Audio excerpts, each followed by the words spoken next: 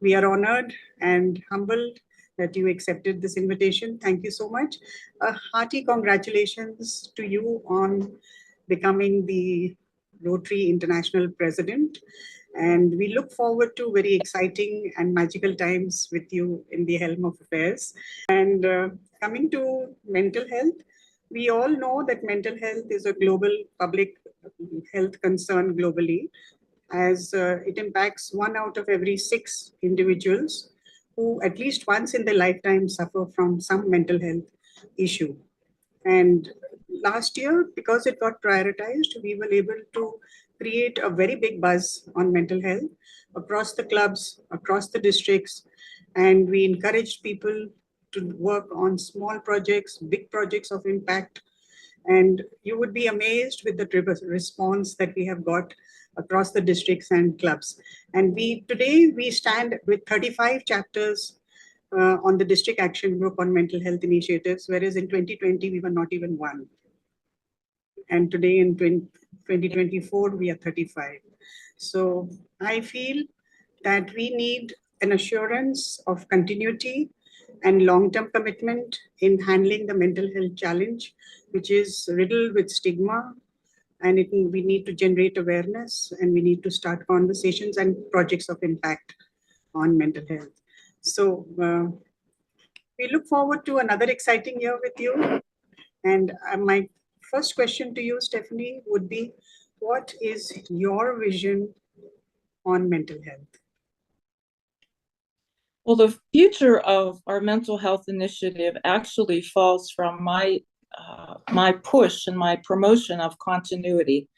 You know, President Gordon woke us up last year when he reminded us about how significant it is for us to pay attention to mental health issues and to our well-being. And our well-being is tied to so many other things that we need to do as Rotarians. For instance, promoting peace. If we are not at peace with ourselves, how in the world are we going to promote peace in our families, in our Rotary clubs, in our communities, and in the world? So mental health is really an issue of continuity. It is a program and a cause that has, we say in US English, it's grown legs. There are many, many clubs around the world who have begun to work in this space, and it is my hope that they will continue to do that. You may notice that I have 2 pins on my lapel. One is President Gordon's Create Hope in the World, and one is our theme for next year, The Magic of Rotary, because those two work so well together. When we create hope for people, we are creating magic. And so they really go together, and it is my visual reminder of the importance of continuity. So my vision is that clubs and districts and zones and Rotary action groups who have embraced the challenge of promoting mental health and removing the stigma continue to do that, because our world needs us to move this forward.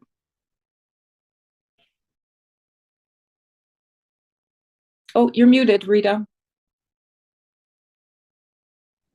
I'm extremely happy to hear what you said, that by combining creating hope in the world and the magic of Rotary, we would actually be able to commit ourselves forward on a long-term basis on the mental health issue. I'd be ever so grateful to you, Stephanie, if we are able to, because we do not want to stop the good work that we have set rolling. And this is like a huge, we say the giant wheel of Rotary on mental health has started moving, and the juggernaut of mental health has started moving. And we really want to maintain this continuity. I would be extremely thankful to you if you do that. And how do you think the Rotary action groups, not only mental health, but as we say, that mental health actually touches all the areas of life and all the areas of disease prevention and treatment.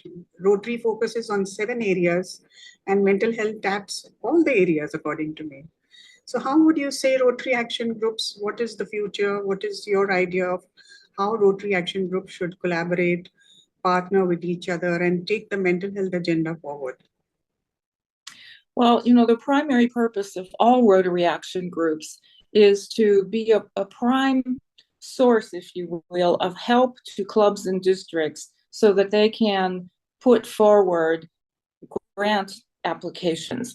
And I hope that that continues to be something that all of our Rotary Action groups do. But you're so right about how this topic is connected to others. I recently became aware of a wonderful project that's happening for Ukrainian children who are victims of the war. And it's a humanitarian effort, but it's focused on helping them with their mental health through music. And I thought, that is not only, a wonderful thing for a Rotary Action group to become involved in, but it goes beyond that because we have a fellowship of musicians. And so I think there are so many ways for collaboration and partnerships based on the cause, based on the topic, based on the efforts and the results that we want to see.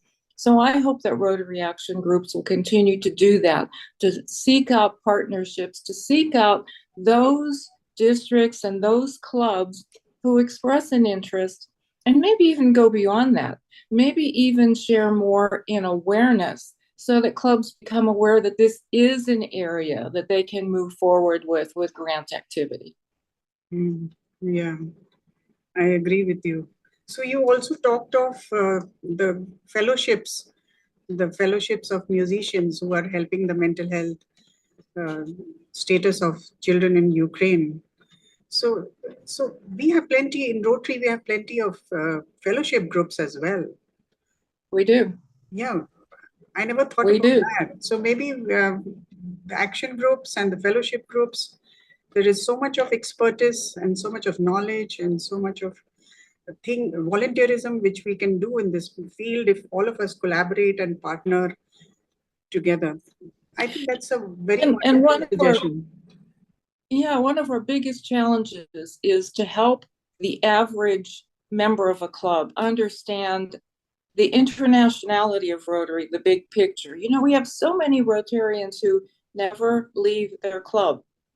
They don't go to district events, they don't go to conferences, they don't go to the international convention, they don't know that there are fellowships, they don't know about action groups. And I think to myself, you are really missing the bigger picture. Our pin says Rotary International for a reason. So I think part of our job in whatever role we have is to help other Rotarians see the big, wide picture of Rotary and all the opportunities that it does present. I totally agree with you, Stephanie. This was the first time I attended an international convention, and I would say it's a life-changing experience. What I see, it's a life-changing experience. It was very enriching, very rewarding. And what I saw at the international level is something which people at the club level should see. It's very different. Great. Well, I'm going to look for you in Calgary too next year. I've registered for it. Oh, wonderful. Great. I've already registered for it. So I'm very enchanted with Rotary at the top. And it's just an amazing organization. I think we met at the ragtime for a brief time where all the action groups were there on the 23rd of May. And we have a picture with you with us. We have, and that was so nice to meet you then. So coming to I appreciate all the work. I appreciate all the work that you do. Thank you. Thank you so much. And the last, I was going to just remind you that I was one of the honorees of the People of Action Champions. I know. Yeah. Congratulations. That is such a significant achievement. It really is wonderful that we're able to recognize the work that you do. So congratulations. It's fantastic. Thank you. Stephanie, this was really my lucky year because I also got the Service Above Self Award. Wow. It was our lucky year then because of what you're doing for the world. Wow, that's double congratulations. So it was a double whammy for me, and it just fell from the skies. I thought God was very kind, and I was blessed by God. Very nice. So coming to our last question, Stephanie, is what is your mantra for happiness, and how do you face life's challenges and maintain your well-being and your mental health? Well, there are certain things that I do to recenter myself, and I generally tell people, find what makes you happy. What makes you happy? And there are a couple of things that really make me happy. One is I'm a very avid reader, and I love to read. I like to get lost in novels and books and sometimes nonfiction. But there's always a book on my nightstand, in my car, in my briefcase, because you never know when you're going to have an opportunity to be in a waiting room somewhere. And I have a great opportunity to pick up a book and get lost in it. The other thing I love to do, and you will laugh at this, I like retail therapy. I like to go shopping. Doesn't mean I buy things. It means I like to go and look and see what's where, and that way when I do need something, I know exactly where it is. As far as a mantra, there's one that I've had since I was a young woman, and in a way, it does promote happiness for me. I've always said that life is more interesting on the other side of a yes. Say yes, and then just figure it out.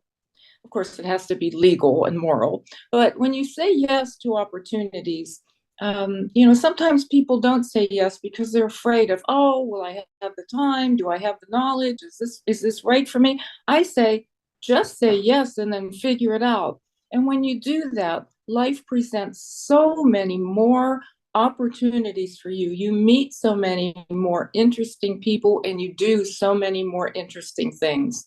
So that's sort of how I handle keeping in balance. I like this whole idea of saying yes to opportunities which come your way and then figuring it out how you're going to handle it. Yeah, I just love that. So you never know which opportunity will come your way, and if you say no and close the door, I think you've just lost it. Right. That's a wonderful suggestion. So which just means that you should just be open-minded and open to whatever is coming your way and accept it. Is that what you're saying, Stephanie? That's exactly what I'm saying, because we never know what an opportunity will present us. I mean, you meet people, you have opportunities to travel, you try new things, you develop new skills, and that's all great for our self-esteem.